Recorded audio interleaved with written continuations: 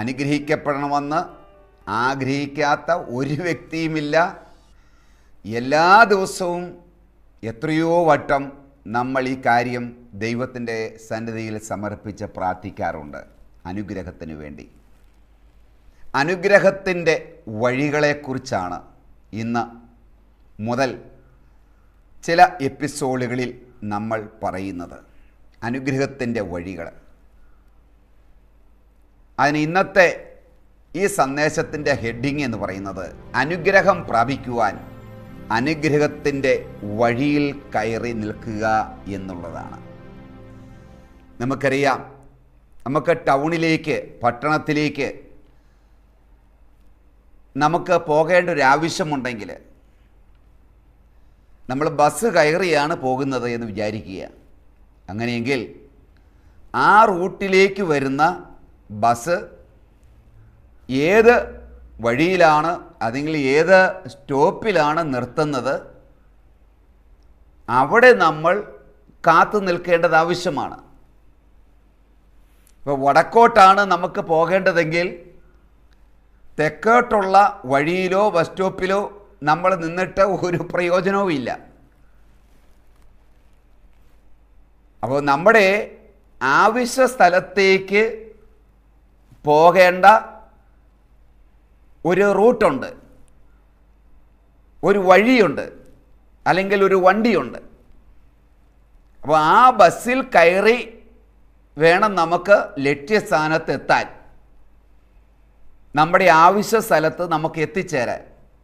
അങ്ങനെയെങ്കിൽ ആ ബസ് ഏത് വഴിയിലൂടെയാണ് വരുന്നത്, ഏത് റൂട്ടിലാണ് വരുന്നത്, ഏത് ബസ് സ്റ്റോപ്പിലാണ് നിർത്തുന്നത്, നമ്മൾ അവിടെ കാത്തു നിൽക്കേണ്ടത് ആവശ്യമാണ്.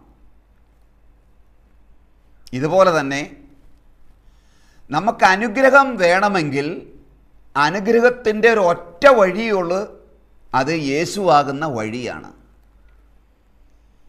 യേശുവിലൂടെയാണ് സ്വർഗത്തിലെ സകല സമ്പത്തുകളും നമുക്ക് ലഭിക്കുന്നത്. അതാണ് പൗലോസ്ലീഹ പറയുന്നത്, എൻ്റെ ദൈവമോ തൻ്റെ മഹത്വത്തിൻ്റെ സമ്പന്നതയിൽ നിന്ന്, മഹത്വത്തിൻ്റെ ആ വലിയ സമ്പന്നത, സ്വർഗീയ ഭണ്ഡാരം, അതാണ് സൂചിപ്പിക്കുന്നത്. അപ്പം സ്വർഗീയ ഭണ്ഡാരമാകുന്ന ആ മഹത്വത്തിൻ്റെ സമ്പന്നതയിൽ നിന്ന് നമുക്ക് ആവശ്യമുള്ളതെല്ലാം എങ്ങനെയാണ് വരുന്നത്? യേശുക്രിസ്തു വഴി. യേശുക്രിസ്തുവാകുന്ന വഴിയിലൂടെയാണ് നമുക്ക് അനുഗ്രഹം ദൈവം വച്ചിരിക്കുന്നത്. മറ്റൊരു വഴിയില്ല. അങ്ങനെയെങ്കിൽ യേശു വരുന്ന വഴിയിൽ വേണം നമ്മൾ നിൽക്കാൻ. യേശുവിലൂടെയാണ് അനുഗ്രഹം, യേശുവാണ് അനുഗ്രഹം, യേശുവിലൂടെയാണ് ദൈവം അനുഗ്രഹം നമുക്ക് തരാൻ ആഗ്രഹിക്കുന്നത്. അങ്ങനെയെങ്കിൽ യേശു വരുന്ന വഴിയിൽ നമ്മൾ കാത്തു നിന്നാൽ മാത്രമേ യേശുവിനെ നമുക്ക് പ്രാപിക്കുവാൻ, യേശുവിലൂടെയുള്ള അനുഗ്രഹങ്ങൾ നമുക്ക് ലഭിക്കുകയുള്ളൂ. ലൂക്കായുടെ സുവിശേഷത്തിൽ വളരെ മനോഹരമായ ഒരു സംഭവമുണ്ട്. 19-ാം അധ്യായത്തിലാണ് സക്കിയൂസ് യേശുവിനെ കാണാൻ ആഗ്രഹിച്ചുവെന്ന്. അവിടെ പറയുന്ന ഒരു കാര്യം ഞാൻ എടുത്തു പറയാൻ ഞാൻ ആഗ്രഹിക്കുകയാണ്. യേശു വരുന്ന വഴിയിൽ അവൻ കാത്തു നിന്നു എന്ന്.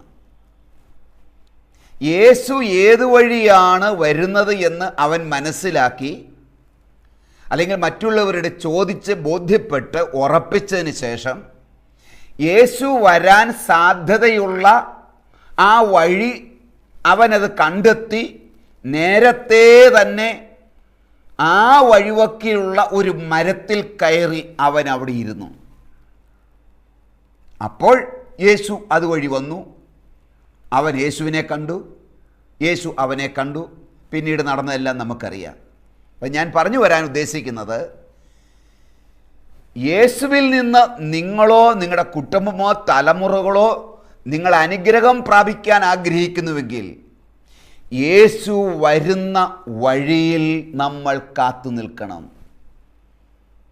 യേശുവിൻ്റെ അനുഗ്രഹങ്ങൾ വരുന്ന വഴിയേ വേണം നമ്മൾ നിൽക്കാൻ. നേരെ ഓപ്പോസിറ്റ് സ്ഥലത്ത് പോയി എന്ന് കഴിഞ്ഞാൽ നമുക്ക് അനുഗ്രഹം കിട്ടുകയില്ല.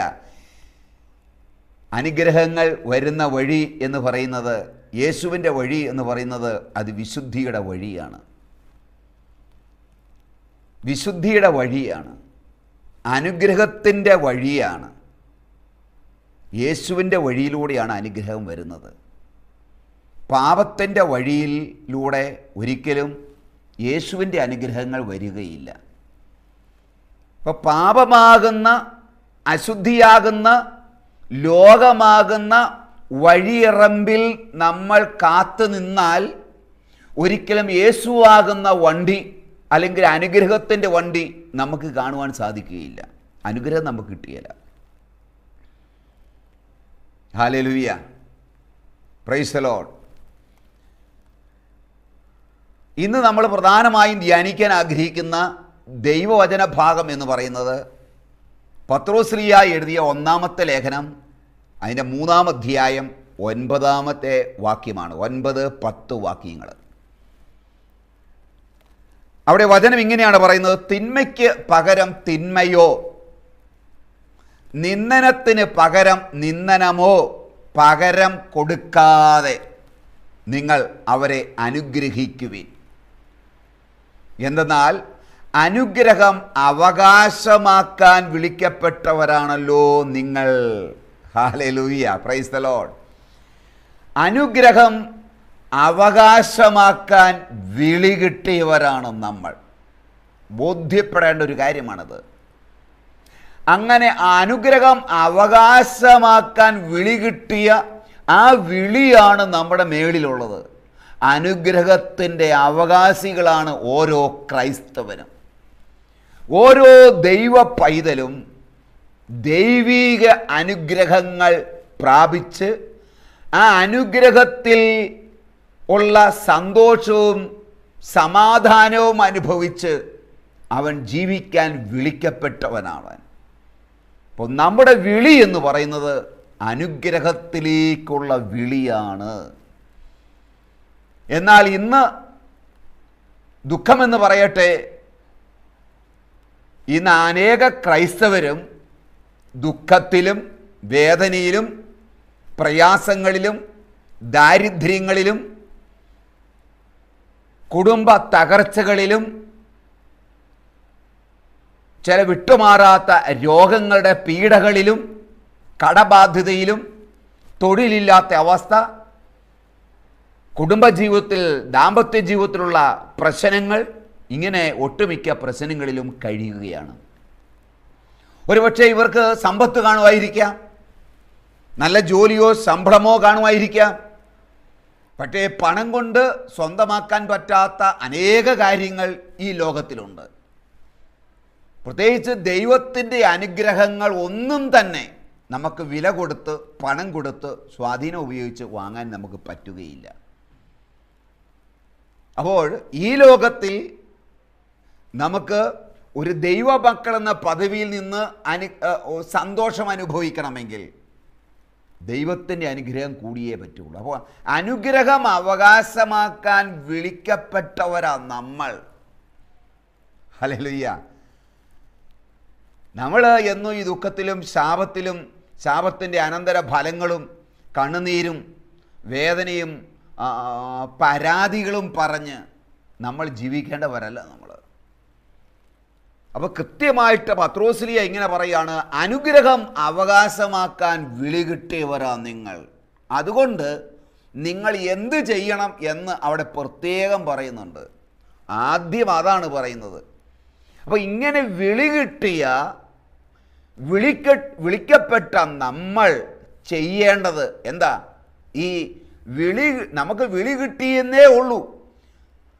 ആ വിളിയുടെ അനുഗ്രഹം പ്രാപിക്കണമെങ്കിൽ നമ്മുടെ ഭാഗത്ത് നിന്ന് നമ്മൾ ഒരു പ്രവൃത്തി ചെയ്യണം. നമ്മുടെ ഭാഗത്ത് നിന്ന് ഒരു റെസ്പോൺസിബിലിറ്റി ഉണ്ട്, ഒരു പ്രവൃത്തിയുണ്ട്. എന്താണ്? അതാണ് ആദ്യം പറഞ്ഞത്: തിന്മയ്ക്ക് പകരം തിന്മയോ, നിന്ദനത്തിന് പകരം നിന്ദനമോ പകരം കൊടുക്കാതെ അങ്ങനെ ചെയ്തവരെ നിങ്ങൾ ബ്ലസ് ചെയ്യണം, നിങ്ങൾ അനുഗ്രഹിക്കണം. കാരണം നിങ്ങൾ അനുഗ്രഹം പ്രാപിക്കാൻ വിളിക്കപ്പെട്ടവരാണ്. അപ്പം അതിനകത്തൂടെ ദൈവത്തിൻ്റെ വചനം നമ്മളെ പഠിപ്പിക്കുന്നത് എന്താണ്? അനുഗ്രഹം ഇരിക്കുന്നത് ഏതിനകത്ത്? നമ്മുടെ ഒരു പ്രവൃത്തിക്കകത്ത്. ദൈവം കൽപ്പിച്ച ദൈവവചനം നമ്മൾ അനുസരിക്കുന്നതിലൂടെ നമുക്ക് ഒരു അനുഗ്രഹം അതിനകത്ത് ഇരിപ്പുണ്ട്. എൻ്റെ തലമുറയ്ക്കുള്ള ഒരു അനുഗ്രഹം ഇരിപ്പുണ്ട്. അനുഗ്രഹം അവകാശമാക്കാൻ വിളിക്കപ്പെട്ടവരായ നമ്മൾ എന്തു ചെയ്യണം? അനുഗ്രഹത്തിൻ്റേതായ ഒരു വ്യവസ്ഥ, അനുഗ്രഹത്തിൻ്റേതായ ഒരു പ്രവൃത്തി നമ്മളങ്ങ് ചെയ്യണം. അതെന്താ? നമ്മളെ വേദനിപ്പിക്കുന്നവരെ, നമ്മളെ നിന്ദിക്കുന്നവരെ, നമുക്ക് തിന്മ ചെയ്യുന്നവരെ നമ്മൾ ചുമ്മാ അങ്ങോട്ട് അനുഗ്രഹിച്ചേക്കണം, വെറുതെ അനുഗ്രഹിച്ചേക്കണം. ഹല്ലേലൂയ. അനുഗ്രഹിക്കാൻ ശകലം ബുദ്ധിമുട്ടുള്ള കാര്യമാണെന്ന് എനിക്കറിയാം. എനിക്കും നിങ്ങൾക്കെല്ലാം നമ്മളോട് ഉപദ്രവം ചെയ്യുന്നവരോട് അങ്ങോട്ട് മനസ്സ് നിറഞ്ഞ് അനുഗ്രഹിക്കാൻ ശകലം ബുദ്ധിമുട്ടുണ്ട്.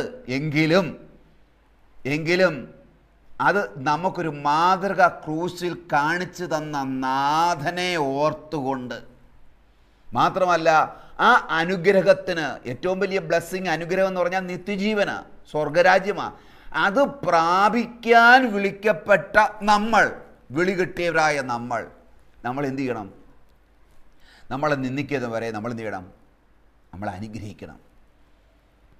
നമ്മളെ ദോഷിക്കുന്നവരെ നമ്മൾ അനുഗ്രഹിക്കണം. നമ്മളോട് തിന്മ ചെയ്തവർ, ചെറുതും വലുതുമായ തിന്മകൾ ചെയ്തവർ കാണും, അവരെ നമ്മൾ അനുഗ്രഹിച്ചേക്കണം. നമുക്ക് അനേകം മാതൃകൾ നമ്മുടെ മുമ്പിലുണ്ട്. ഒന്ന് നമ്മുടെ യേശു തന്നെയാണ് ക്രൂശിൽ നമ്മുടെ നാഥൻ, നമ്മുടെ രക്ഷിതാവ്, നമ്മുടെ കർത്താവ്.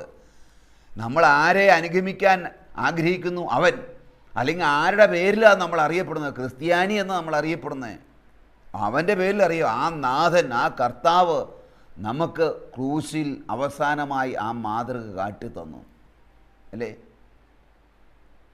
തന്നെ കാർക്കിച്ചു തുപ്പിയവരെയും അടിച്ചവരെയും ദുഷിച്ചു പറഞ്ഞവരെയും നിന്ദിച്ചവരെയും യേശു ക്ഷമിച്ച് അവരെ അനുഗ്രഹിച്ചു.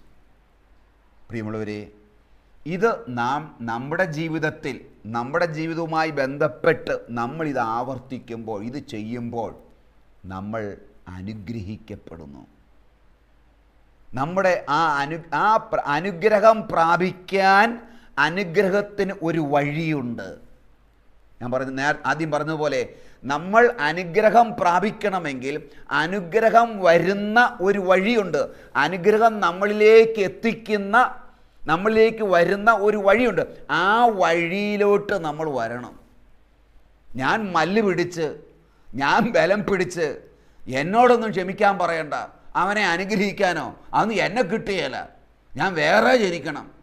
എന്നെ ഇത്രമാത്രം വഞ്ചിച്ച എനിക്കെതിരെ അവഖ്യാതികൾ പറഞ്ഞ ഇവനോട് ക്ഷമിക്കാനോ അവളോട് ക്ഷമിക്കാനോ അത് എന്നെ കിട്ടുകയില്ല. ഇങ്ങനെയുള്ള വാക്കുകൾ പറഞ്ഞാൽ, അങ്ങനെ വാക്കുകൾ പറഞ്ഞിട്ട് രാത്രി പ്രാർത്ഥിക്കുകയും ചെയ്യും. പിതാവേ, ഞങ്ങൾ സ്വർഗസ്വനായ ഞങ്ങളുടെ പിതാവേ എന്നൊക്കെ പറഞ്ഞ് നമ്മൾ പ്രാർത്ഥിക്കുകയും ചെയ്യും. ഒരു ഫലവും ഉണ്ടാകുകയില്ല. എന്തെല്ലാം ഭക്ത അഭ്യാസങ്ങൾ ചെയ്താലും ഒരു ഫലവും ഉണ്ടാകുകയില്ല.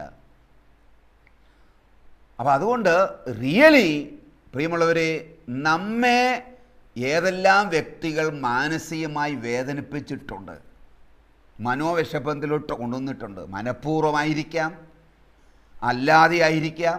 പക്ഷേ അതും നമ്മൾ നോക്കണ്ട.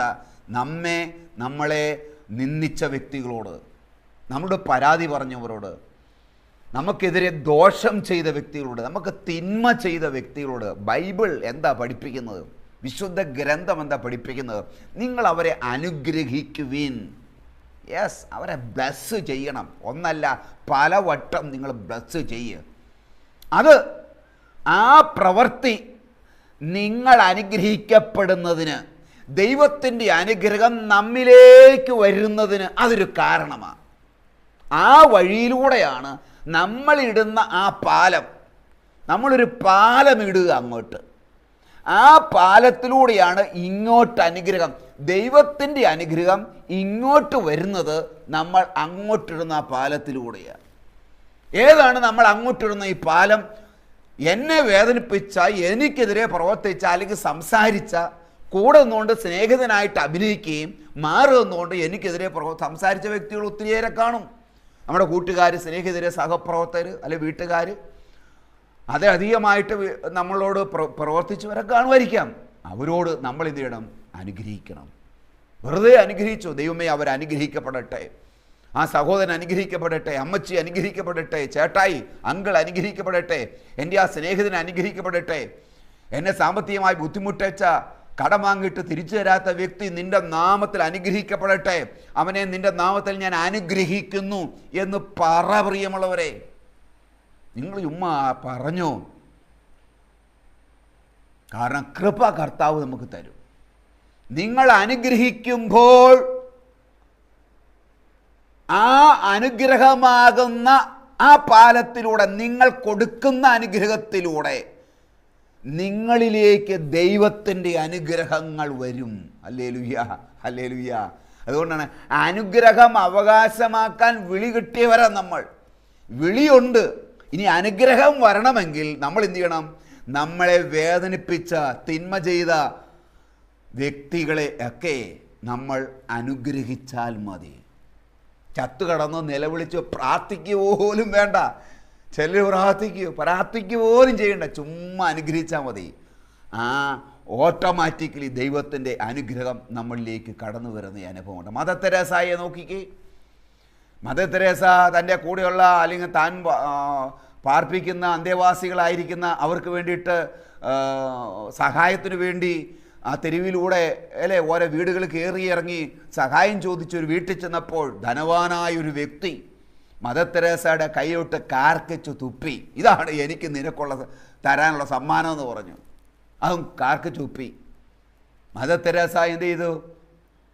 ചീത്ത പറഞ്ഞിട്ട് നിൻ്റെ ഒന്നും തുപ്പലും വേണ്ട, 5 പൈസയും വേണ്ടടാന്ന് പറഞ്ഞുകൊണ്ട് ഇറങ്ങിപ്പോയോ? ദൈവം എന്നെ വിളിച്ചിട്ടുണ്ടെങ്കിൽ ദൈവം എന്നെ നടത്തും, നിൻ്റെ 5 പൈസയും വേണ്ടെന്ന് ഒന്നും പറഞ്ഞില്ല. ആ തുപ്പൽ അത് കൈ കൊണ്ട് മടക്കി അത് ആ സിസ്റ്റർ തൻ്റെ പോക്കറ്റിലോട്ട് മദർ തെരേസ ഇട്ടിട്ട് മറ്റേ കൈ ചൂണ്ടി പറഞ്ഞു, എനിക്കുള്ളത് ഇത്, നിങ്ങൾ തുപ്പൽ അതെനിക്ക് കിട്ടി, ഇനി എൻ്റെ പിള്ളേർക്കുള്ളത് എന്തെങ്കിലും എന്താ, അവർ പട്ടിണിയാ താ എന്ന് പറഞ്ഞപ്പോൾ ഈ കാർക്കച്ച് തുപ്പി ദേഷ്യപ്പെട്ട് നിന്ന ആ മനുഷ്യൻ്റെ ആ ഹൃദയം, കല്ലുപോലുള്ള ഹൃദയം ഉരുകി ഉരുകി ഇതാ മനസ്സലിവിൻ്റെ വ്യക്തിയായി മാറി. മാനസാന്തരപ്പെട്ടു ആ വ്യക്തി. ആ വ്യക്തി വലിയൊരു സമ്പത്ത്, കോൺട്രിബ്യൂഷൻ അമ്മയ്ക്ക് ആ തൻ്റെ ശുശ്രൂഷയ്ക്ക് വേണ്ടി കൊടുക്കുകയും അദ്ദേഹം പിന്നീട് ഈ ആശ്രമത്തിലെ പ്രധാനപ്പെട്ട ഒരു വ്യക്തിയായി, സഹായിയായി മാറുകയും ചെയ്തു. അപ്പം അങ്ങനെയുള്ള പ്രവർത്തികൾ മദർ തെരേസ ചെയ്താണ് മദർ തെരേസ വിശുദ്ധ മദർ തെരേസയായി മാറിയത്. ദേശത്തിന് മുഴുവൻ അല്ലേ, സഭയ്ക്ക് തന്നെ ഒരു അനുഗ്രഹമായി മദർ തെരേസ മാറിയത് അങ്ങനെയാണ്. ഹല്ലേലൂയ. നമുക്കറിയാം മറിയക്കുട്ടി കൊലക്കേസ്, വർഷങ്ങൾക്ക് മുമ്പ് നടന്ന മറിയക്കുട്ടി കൊലക്കേസ്. ഇത് പ്രായമുള്ളവർക്ക് മാത്രമേ അറിയാവുള്ളൂ. വളരെയേറെ വർഷങ്ങൾക്ക് മുമ്പ് നടന്ന ഒരു കൊലക്കേസാണ്.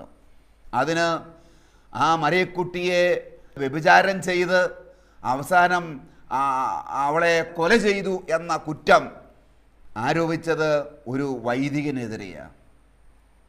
ഫാദർ ബെനഡിക്റ്റ് എന്ന് പറയുന്ന ആ വൈദികനെതിരെ കുറ്റം വന്നു. പോലീസുകാർ അറസ്റ്റ് ചെയ്തു. അതിന് ജയിൽ ശിക്ഷ അനുഭവിക്കുകയും ചെയ്തു കുറേ നാൾ. ലോകം മുഴുവൻ, പത്രമാധ്യമങ്ങൾ മുഴുവൻ അദ്ദേഹത്തിനെതിരെ അപകീർത്തികരമായ ഈ എല്ലാ വാർത്തകളും കൊടുക്കുകയുണ്ടായി. ഇതിനൊന്നും അദ്ദേഹം കമാന്ന് ഒരക്ഷരം പോലും മിണ്ടാതെ, ഒരു മറുപടിയും ലോകത്തോട് പറയാതെ അതെല്ലാം സഹിച്ച് സ്നേഹിച്ച് അതെല്ലാം ദൈവത്തിന് സമർപ്പിച്ച്, അതിന് ഇരയായ വ്യക്തികളും അതിന് കാരണക്കാരായ എല്ലാ വ്യക്തികളെയും, തനിക്കെതിരെ കുറ്റാരോപണം നടത്തി തന്നെ ജയിലിലടച്ചവരെയും എല്ലാവരെയും അദ്ദേഹം അവിടെയെല്ലാം കിടന്നുകൊണ്ട് അനുഗ്രഹിച്ച് പ്രാർത്ഥിക്കുകയായിരുന്നു. അനുഗ്രഹിക്കുന്ന ഒരു ജീവിതമായിരുന്നു അദ്ദേഹത്തിൻ്റേത്. 2000 ആണ്ടിലാണ് അതിന് യഥാർത്ഥത്തിൽ അത് കൊല ചെയ്തത് ഒരു ഡോക്ടറാണ്. ഈ സ്ത്രീയെ, ഗർഭിണിയായ സ്ത്രീയെ അബോർഷൻ ചെയ്യാനായിട്ട് ശ്രമിച്ചപ്പോൾ അബോർഷൻ വഴി, ആ ഓപ്പറേഷൻ വഴി, ആ ഡോക്ടറുടെ പ്രവൃത്തി വഴിയാണ് ആ സ്ത്രീ മരിക്കാനിട വന്നത്. അതാണ് ഈ അച്ഛൻ്റെ മേൽ ചുമത്തിയത്. ആ സ്ത്രീ ഗർഭിണിയായത് തന്നെ ഒരു ധനവാനായ മുതലാളി കാരണമാണ്. അതൊക്കെ പിന്നീടാണ് വരുന്നത്. അപ്പോൾ ഈ സത്യം ഈ ഡോക്ടറുടെ ഭാര്യയ്ക്ക് അറിയാമായിരുന്നു. നാളുകൾ കഴിഞ്ഞപ്പോൾ ഈ ഡോക്ടറുടെ ഭാര്യയെയും മക്കളും കൂടെ ഈ വൈദികനെ കണ്ട് തൻ്റെ ഭർത്താവ് ചെയ്ത എല്ലാ തെറ്റുകുറ്റങ്ങളും ഏറ്റുപറഞ്ഞ് അനുദപിച്ച് മാപ്പ് ചോദിച്ച് കുമ്പസാരിച്ച്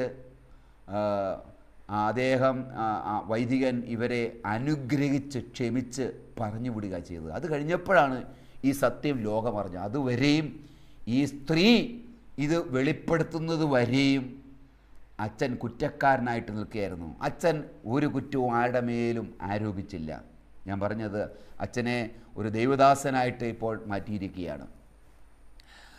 പ്രിയമുള്ളവരെ, നമുക്കെതിരെ ഇതുപോലെയുള്ള ഗൂഢാലോചനകൾ, നമ്മളെ തേച്ചു മായ്ക്കുന്ന അനുഭവങ്ങൾ, നമുക്കെതിരെ കുറ്റാരോപണങ്ങൾ, ഇങ്ങനെയുള്ള നിന്ദനങ്ങളുടെ വാക്കുകൾ ഒക്കെ ഉണ്ടാകുമ്പോഴും നമ്മൾ അവിടെയെല്ലാം ഒരു ദൈവ പൈതൽ എന്താണ്, എങ്ങനെയാണ്, അവൻ്റെ ആധ്യാത്മികത എന്താണ്, ആ വിധത്തിലായിരിക്കണം നമ്മൾ പ്രതികരിക്കേണ്ടത്. ഞാൻ ദൈവത്തിൻ്റെ ഒരു മകനാണ്, മകളാണെങ്കിൽ ഒരു ദൈവ പൈതൽ പ്രതികരിക്കുന്നത് പോലെ വേണം നമ്മൾ പ്രതികരിക്കാൻ. തിന്മയ്ക്ക് തിന്മ കൊടുക്കുന്നത് അത് ലോകമാണ്, ലോകത്തിൻ്റെ മനുഷ്യരുടെ സ്വഭാവമാണ്. അടിക്കടി, അല്ലേ? അടി കൊടുത്തു കഴിഞ്ഞാൽ അടി. ഇന്നത്തെ സിനിമകൾ എന്ന് പറയുമ്പോൾ ഇപ്പോഴത്തെ സിനിമകളോ എണ്ണ അടിപൊളിയാണ്. പുറത്ത് മിന്നലാണെങ്കിൽ അകത്ത് ഇടിവെട്ടെന്നാണ് പറയുന്നത്. അതാണ് ഹെഡിങ്, അകത്ത് ഇടിവെട്ട. ആ ഇടിവെട്ട് സ്റ്റണ്ടാണ് അകത്ത്. ഇപ്പോൾ അങ്ങനെയുള്ള സൂപ്പർ സ്റ്റാറിനെയൊക്കെ പിള്ളേർക്ക്, യുവജനങ്ങൾ ഭയങ്കര ഹരമാണ്. അതാണ് 100 കോടി 500 കോടിയൊക്കെ ആകുന്നത്. അപ്പോൾ ലോകം എന്ന് പറയുന്നതാണ്. അപ്പം അങ്ങനെയുള്ള സിനിമ കണ്ട് ഇറങ്ങിക്കഴിയുമ്പോൾ ഇത് കാണുന്നവരുടെ ഉള്ളിലും ആ ഒരു സ്പിരിറ്റാണ്, ആ ഒരു ആവേശമാണ്. ആരെ കണ്ടാലും ആ വിധത്തിൽ പ്രതികരിക്കാനുള്ളത് അത് ലോകമാണ്. അപ്പം ലോകം അടിക്ക് തിരിച്ചടി കൊടുക്കും, പ്രതികാരത്തിന് പ്രതികാരം കൊടുക്കും. ഇങ്ങോട്ടടിച്ചാൽ തിരിച്ചടിക്കും. തെറി പറഞ്ഞാൽ അങ്ങോട്ട് 10 തെറി പറയും. എടാ എന്ന് പറഞ്ഞാൽ എന്താടാന്ന് പറയും. എന്നാലേ അവൻ അമങ്ങുള്ളൂ എന്നാണ് നമ്മൾ ധരിക്കുന്നത്. ഇത് ലോകത്തിൻ്റെ ഭാഷയാണ്, അത് ലോകത്തിൻ്റെ സിസ്റ്റമാണ്. അങ്ങനെ അതിലൂടെ പോകുന്നവർക്ക് ഒരിക്കലും ദൈവത്തിൻ്റെ അനുഗ്രഹം കിട്ടുകയില്ല. അതുകൊണ്ട് തിരുവചനം നമ്മളെ ഇന്ന് പഠിപ്പിക്കുന്നത് എന്താണ്? നിന്ദനത്തിന് പകരം നമ്മൾ നിന്ദനം കൊടുക്കരുത്. തിന്മയ്ക്ക് പകരം അതേപടി അതേ നാണയത്തിന് നമ്മൾ അങ്ങോട്ട് ചെയ്താൽ ഞാനും അവനും ഒരുപോലെയായി മാറി, അല്ലേ?